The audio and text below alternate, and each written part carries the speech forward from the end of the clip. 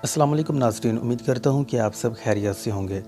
आम आदमी के लिए जानना बेहद ज़रूरी है कि स्मोक क्या है, इसके असरात और इससे बचाव की तदाबीर क्या क्या हैं। लफ्ज़ स्मोक अंग्रेज़ी ज़ुबान के अल्फाज स्मोक और फोग से निकला है। वीडियो की जानिब जाने से पहले आपसे एक छोटी सी गुजारिश है, अगर आपने अभी तक हमारे चैनल को सब्सक्राइब नहीं किया तो सब्सक्राइब कर लें, ताकि हमारी तमाम नई आने वाली इस तरह की अच्छी वीडियोस आप तक पहुंचती रहें। नाज़रीन, स्मोक और फोग, जिसका मतलब है धुआं मिली आलूदा धुंध, सर्दियों में हवा में मौजूद नमी दर्जा हरारत में कमी के बाइस मुंजमद होना शुरू हो जाती है।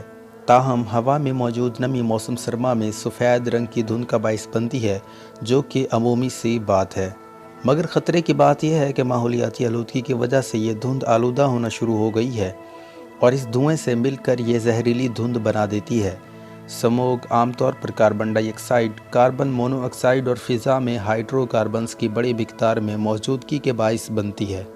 ये अनासिर आमतौर पर गाड़ियों के धुएं में मौजूद होते हैं, जो फ़िज़ा में सूरज की रोशनी की मौजूदगी में रिएक्शन करके पीली या गदले रंग की धुंध पैदा करते हैं, जो हद्दे निगाह को ख़तरनाक हद तक कम कर देती है।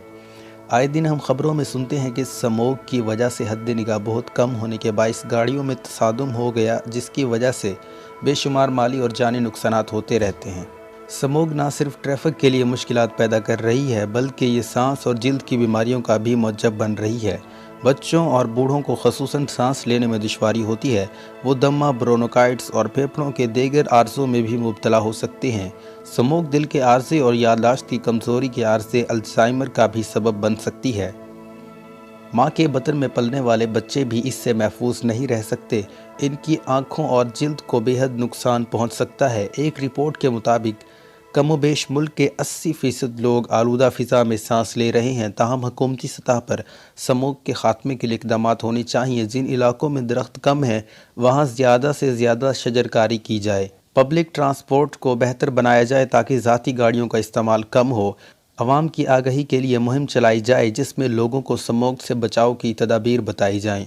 अगर हुकूमत इस तरफ तवज्जो नहीं देती तो हमें कौमी और ज़ाती तौर पर इक़दामात करने चाहिए, जैसे कि धुंध के औकात में दरवाजे खिड़कियां बंद रखें।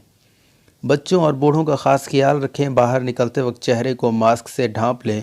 पूरी आस्तीनों वाले कपड़े पहने। गाड़ियों और धुआं पैदा करने वाली चीज़ों का कम से कम इस्तेमाल करें।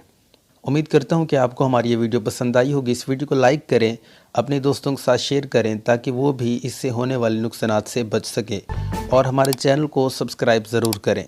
मिलेंगे अगली वीडियो में। हमें दीजिए इजाज़त। अल्लाह हाफिज़।